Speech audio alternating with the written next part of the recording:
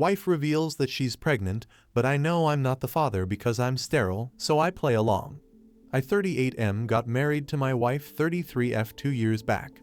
We'd been dating for 3 years, and she was more inclined towards marriage than I was. But just to make her happy, I agreed to it. Around a year ago, we started trying to have a baby again. That was at my wife's insistence. We struggled a lot during the period that we were trying to conceive, though when things got so bad for my mental health that I decided to go get myself tested. My wife had become mean during the time that we were struggling to conceive, and I tried to deal with her behavior, but it was just too much to bear.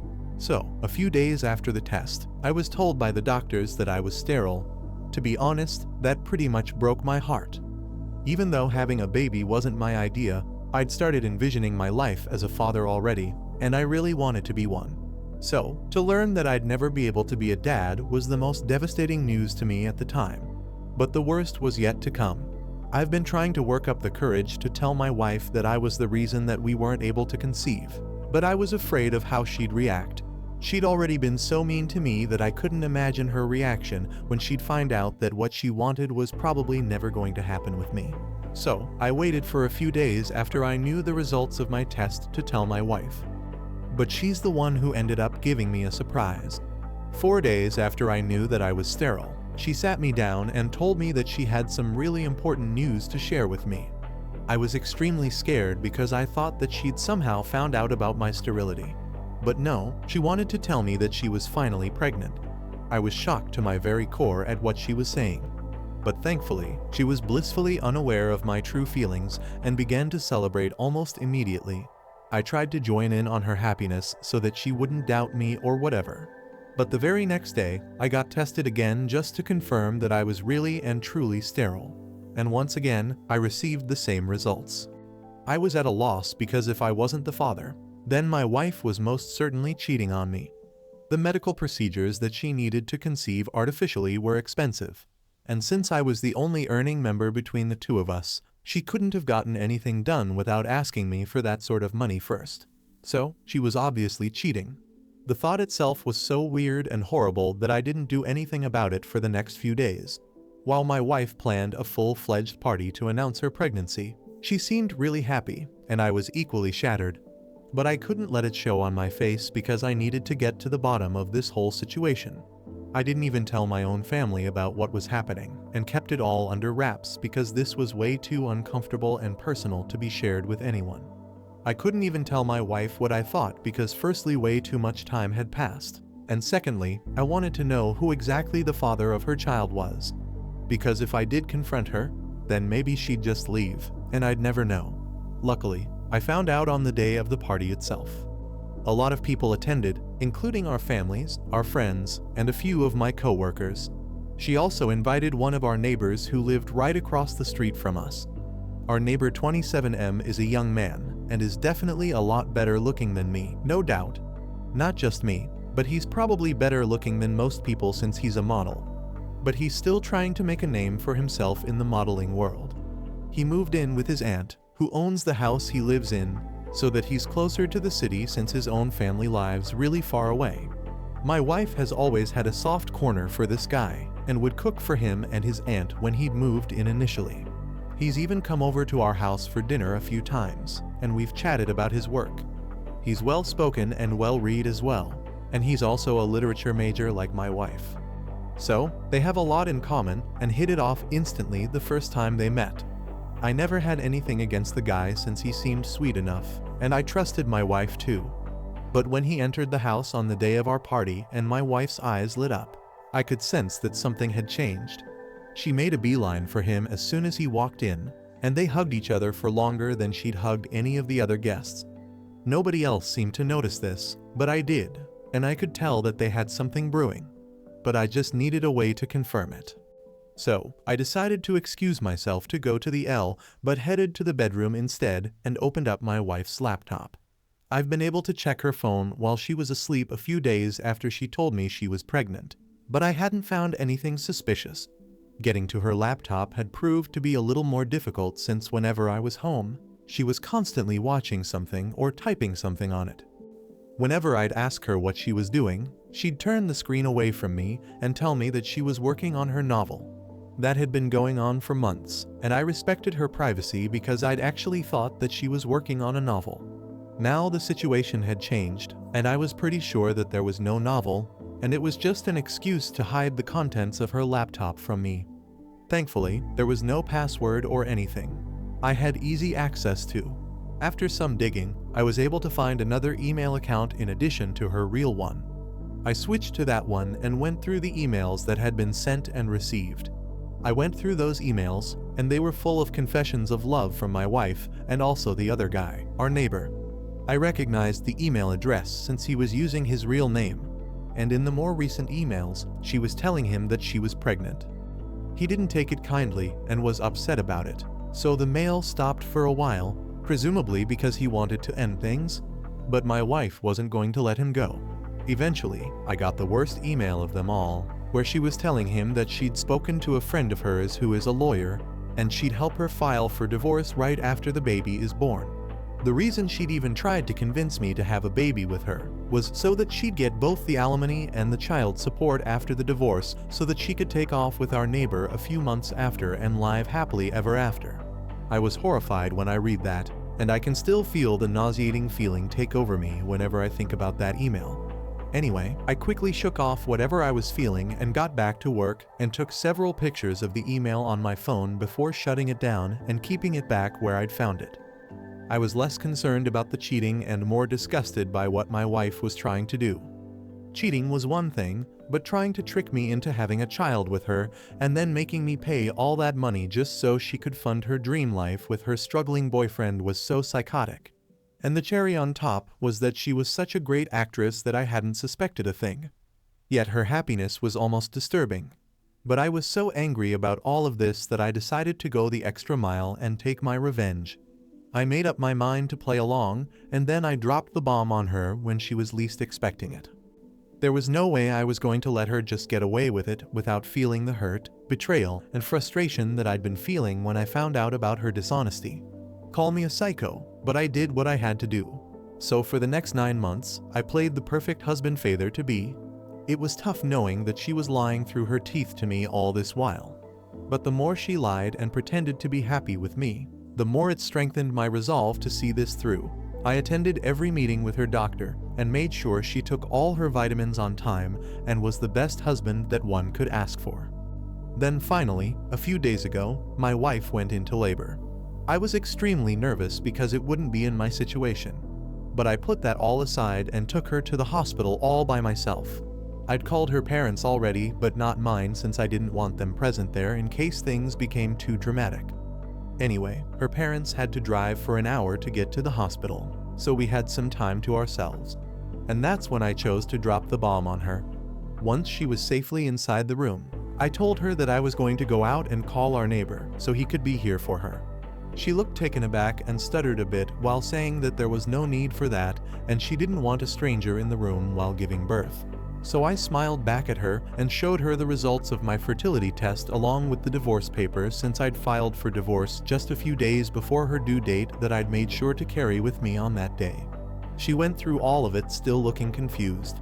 So I explained to her that I wouldn't be able to impregnate her even if I'd wanted to, so the baby wasn't mine. Then I told her about the emails that I'd found on her super secret account. And at that moment, she finally realized what was going on. The look on her face was priceless as I walked out, and she struggled to come up with words. I thought I'd need to stay in the hospital myself too, because that's how fast my heart was beating. When I finally walked out and called our neighbor up to inform him that my wife was in labor, I didn't even wait for his response and hung up as fast as I could. Then I got into my car and waited for my wife's family to show up. As soon as I saw her dad's car pull up in the driveway, I got out of there as fast as I could. I even turned my phone off for good measure and drove for a while until I got to this motel a little out of town. I packed my bags already a few weeks ago and had them stashed in the boot of my car so that I had all that I needed with me and wasn't caught unprepared at any point. I spent the rest of the day watching television, drinking beer, and doing everything I possibly could to take my mind off of things. I went to sleep that night quite peacefully, knowing that I was finally done and dusted with this whole act. The next morning, I woke up and finally turned my phone on. Naturally, there were hundreds of texts from my wife and my neighbor, none of which I bothered to even open.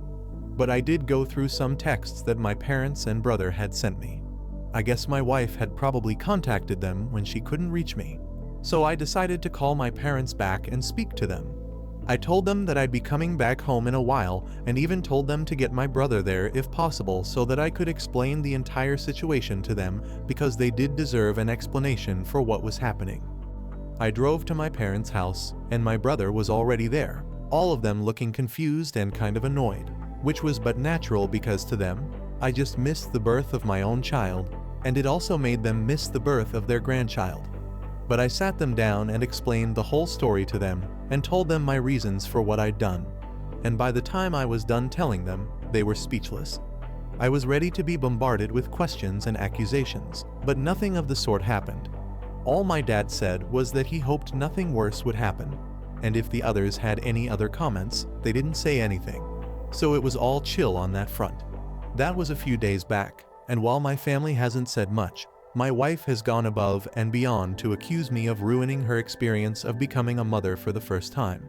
She's been trying to call me and text me ever since I left, but I haven't answered anything.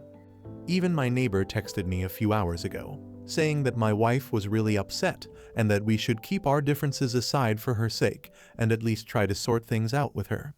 For once, I can't believe the audacity that these people have still trying to talk to me and make it seem like this is some petty thing that I'm getting pissed about. He mentioned a couple of other things as well in his text, like how my wife had started to fall back in love with me during her pregnancy, which had been a shock for both of them as well. So I should at least try to give our marriage a second chance. I called BS on it because if she'd started to fall for me again, then why was my neighbor still in the picture? I don't know why they think I'm that stupid. My wife is upset, but there's nothing I can do about it. She's mostly angry that I've known everything right from the beginning, but had chosen to be with her and put up with this whole act, and accused me of lying to her for staying with my wife throughout her pregnancy and misleading her despite knowing that the baby wasn't mine and she'd been cheating on me with our neighbor. Update 1. It's been close to a week since the baby was born, and I've been staying in a hotel room. I haven't been over to see my wife yet, and neither do I plan on going either. She's still texting and calling me, but I don't know why since I've made it pretty clear that I'm not interested in speaking to her or hearing her out. I haven't blocked her yet, but I have blocked my neighbor since he'd taken it upon himself to text me and remind me that my wife was still holding out hope and wanted me to get back to her. I'm 100% sure that the only reason he's still with her and trying to get me to forgive her is so that she'll at least get something out of the divorce settlement and the alimony since both of them are basically unemployed. My wife was a stay-at-home spouse, which I appreciated and respected. But she wasn't just staying at home and doing the chores. She was also cheating on me behind my back, and that was unforgivable. And before anyone attacks me, I'm not the one who suggested that she quit her job after marriage. In fact, I was quite supportive of her back when we were dating, and she used to work. But she's the one who said she wanted to quit and take care of our home instead, so I didn't stand against it either since it was her choice, and I earned well enough anyway. I'm pretty sure my lawyer will be able to get me out of paying alimony once we can prove that she'd been cheating, which I'm hoping is going to be easy. As for my neighbor, he's still struggling to find well-paying modeling gigs. So handling his own expenses, my wife's expenses, and a baby on top of that is going to be next to impossible for them, even with all their money combined. So good luck to them. I'm just grateful that I'm out of this mess and won't have to give them anything, not even my attention. I just hope that my wife realizes that and doesn't waste more of my time by contesting the divorce. I'm hoping she won't, but then again, given the utter lack of brains, she might as well. So I'm prepared for that as well. The pictures of the emails that had been exchanged on her secret email account are still safely saved on my phone and backed up on my laptop. So I'm not too worried even if she decides to delete her account. She cannot delete those images that I have, and I know I'll be good to go. Worst comes to worst, I'll even pay her the alimony, but at least I won't have to be with her. She should count herself lucky I'm giving her time to vacate our house by herself and having forcefully evicted her since the house is registered under my name. I'm hoping for the best now, and maybe this will blow over soon enough. Update 2. I was right. My wife's an idiot and has decided to negotiate since she wasn't happy with the settlement that I'd offered, which was basically just the amount that she'd spent during the course of the marriage. And even that felt pretty generous to me. I don't even understand what miracle she thinks is going to happen, but whatever, good for her. She texted me yesterday saying that she'd vacated the house today, and I went back happily thinking that she'd probably moved in with her parents or something, but was super disappointed to learn that she just moved across the street into our neighbor's house. And I'd still have to see her and her boyfriend's faces every single day now. I even considered going back to living in a hotel, but didn't since this was my house, and I had every right to live wherever I wanted to. I wasn't going to pack up and go just because they were going to make me uncomfortable. I did wonder why my wife hadn't gone to live with her parents instead, since living with our neighbor was going to negatively impact the divorce case, and she was just making the situation worse for herself. But I didn't have to think too hard, because while scrolling through all the unread messages that I'd received from multiple people so far, I also noticed one from my wife's father. I hadn't responded to several people who had texted me in the past few days, and his message had also gotten lost in it. It was a long text about how sorry he was regarding what his daughter had done, and told me that they were strongly against her actions. Her father was saying these things, so it meant a lot to me and validated my emotions so much that I could feel tears coming on, but held back anyway. He apologized for my wife's behavior and told me that he'd cut her off since she told him that she wanted to contest the divorce. So far, nothing that my wife was doing made any sense to me at all, since everything that she'd done was eventually going to backfire. And surely even someone like her had the good sense to realize that either she's just really stupid, or she still has some sick and twisted tricks up her sleeve. I'm hoping it's not the latter, but then I wouldn't put it past her. She is pretty much the worst. This living arrangement is definitely going to lead to some complications, and I'm sure they'll try to make me uncomfortable or jealous. But I'm determined not to let them get under my skin and provoke me, because they're definitely going to use that against me. All things considered, I'm still saving a fortune since I don't. I guess she was just grasping at straws since her initial plan had failed miserably, and now she was too busy being a mother to be a scheming mastermind. She was too busy, and her baby daddy was too stupid. So there they were. By now, both of us are well aware of the fact that the chances of her walking away with any alimony at all are very slim. I guess she must have told her boyfriend this, since a few days ago she was quite unceremoniously kicked out of his house with her baby. Yeah, that's right. I heard a lot of screaming and shouting from their house, and then within minutes, I saw my wife and her son being pushed out of the house, while the father screamed absolutely disgusting things about her and called her every name in the book. I was watching all of this happen from my living room, and the second I saw him shove my wife out while she was carrying the baby, I rushed out to help. Enmity be damned. I couldn't let a poor innocent baby suffer for something that isn't even his fault. By the time I reached his doorstep, he'd already slammed the door shut while my wife and her son were both sobbing.